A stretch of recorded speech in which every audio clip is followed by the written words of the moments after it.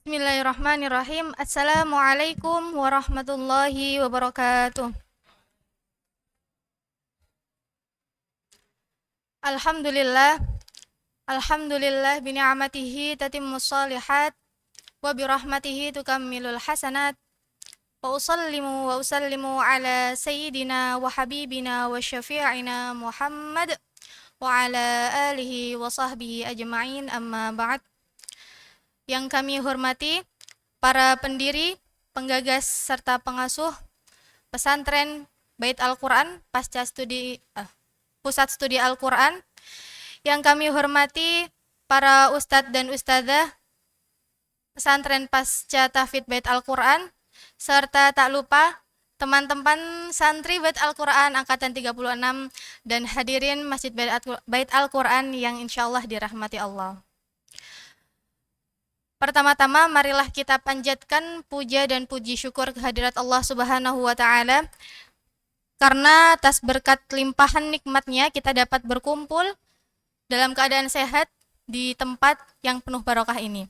Salawat serta salam semoga tetap tercurah limpahkan kepada junjungan kita Nabi besar Muhammad sallallahu alaihi wasallam beserta para keluarganya, para sahabatnya dan umatnya hingga akhir zaman.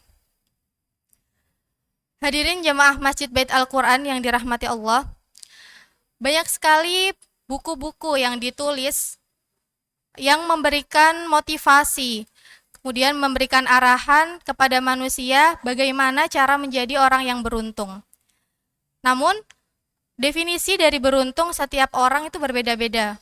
Mungkin ada yang menilai keberuntungan itu ketika ia mendapatkan jabatan yang tinggi, atau ia yang terbebas dari finansial.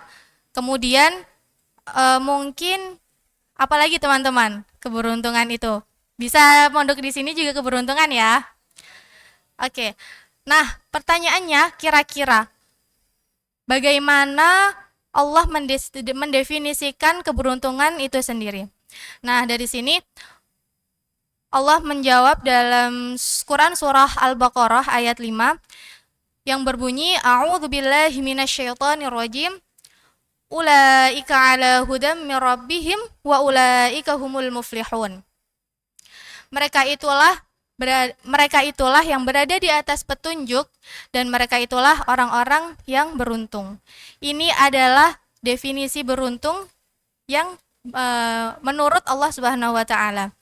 Nah, Allah Subhanahu wa taala sangat seolah-olah di sini ingin memberikan apresiasi serta jaminan kepada orang-orang yang telah disebutkan pada ayat sebelumnya, yaitu pada kultum-kultum yang telah disampaikan oleh saudari-saudari sebelumnya, saudara sebelumnya, yaitu apa itu ulaika, sehingga Allah menggunakan kata ulaika. Ulaika ini termasuk isim apa teman-teman? Isim isyarah. Nah, Allah menggunakan isim isyarah pada ayat ini itu menunjukkan bahwa sifat-sifat yang sebelumnya telah disebutkan itu merupakan sifat yang mulia dan agung di sisi Allah. Bila kita balik lagi apa aja itu 5 sifat yang sebelumnya telah disebutkan, yaitu alladzina yuqimunas shalah wa mimma razaqnahum yunfiqun. Alladzina yu'minuna bil ghaibi wa yuqimunas salata wa mimma razaqnahum yunfiqun walladzina yu'minuna bima unzila ilaika wa ma unzila min qablik wa bil akhirati hum yuqinun.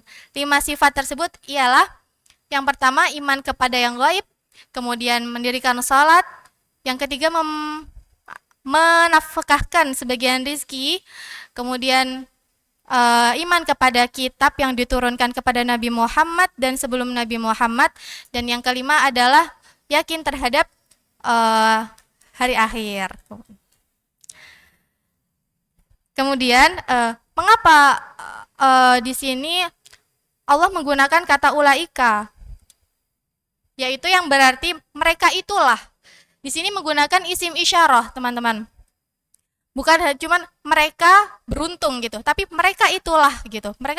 Allah menggunakan isim isyarah di sini yang menunjukkan bahwa Allah ingin menghadirkan sosok lima yang telah disebutkan tadi ke depan di hadapan kita gitu, dan menunjukkan bahwa lima sifat ini adalah orang-orang yang sangat dimuliakan di sisi Allah. Kemudian ulaika ala hudan mir rabbihim, ala hudan. Profesor Quraisy Shihab menggambarkan ala hudan di sini itu seperti perahu atau kendaraan yang dapat ditunggangi, dan kendaraan ini akan mengantarkan seseorang tersebut menuju ke surga. Ulaika ala hudan mir rabbihim. Nah, tidak hanya ala hudan tapi juga terdapat mir rabbihim.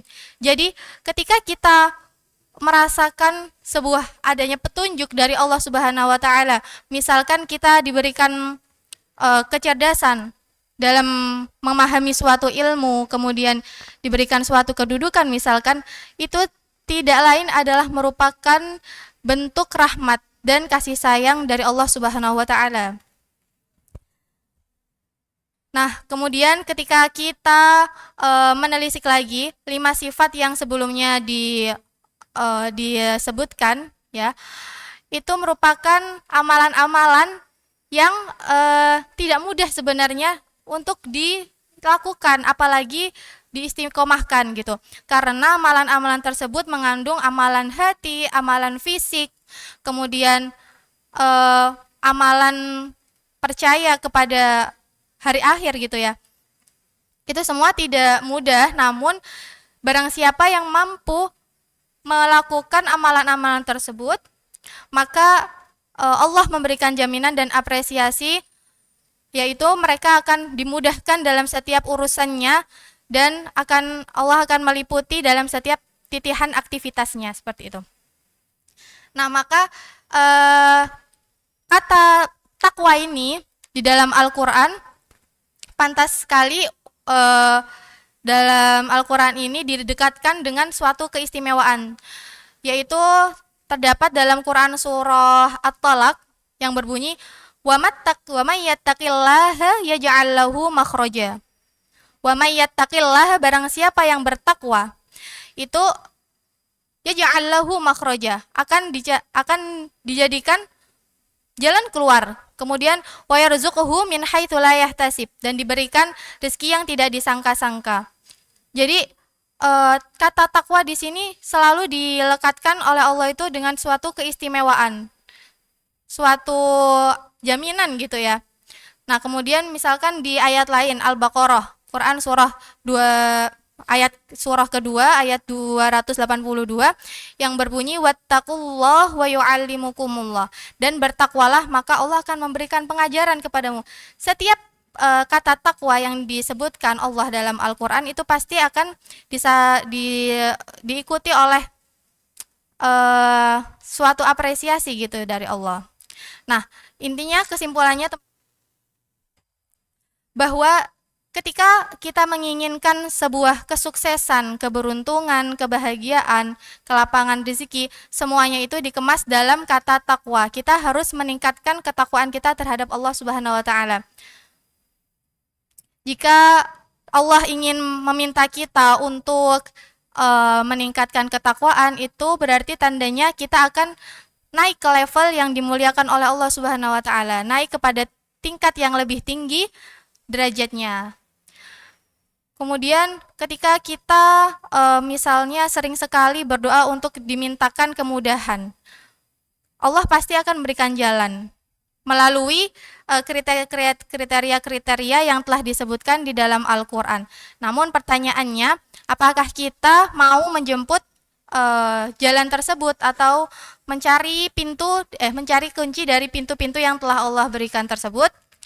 Nah, maka jika ingin hidup yang ingin benar-benar beruntung, hiasi diri kita dengan ketakwaan terhadap Allah Subhanahu wa taala, yaitu dengan cara mendisiplinkan salat, kemudian menafkahkan rizki yang telah Allah rizkikan kepada kita, kemudian meningkatkan kualitas ketakwaan kita kepada Allah.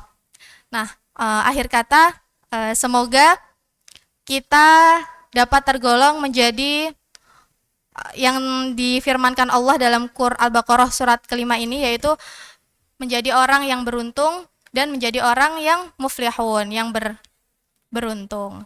Beruntung dan mendapatkan petunjuk seperti itu. Semoga akhirul kalam cukup sekian kultum singkat pada siang ini. Saya akhiri. Wassalamualaikum warahmatullahi wabarakatuh.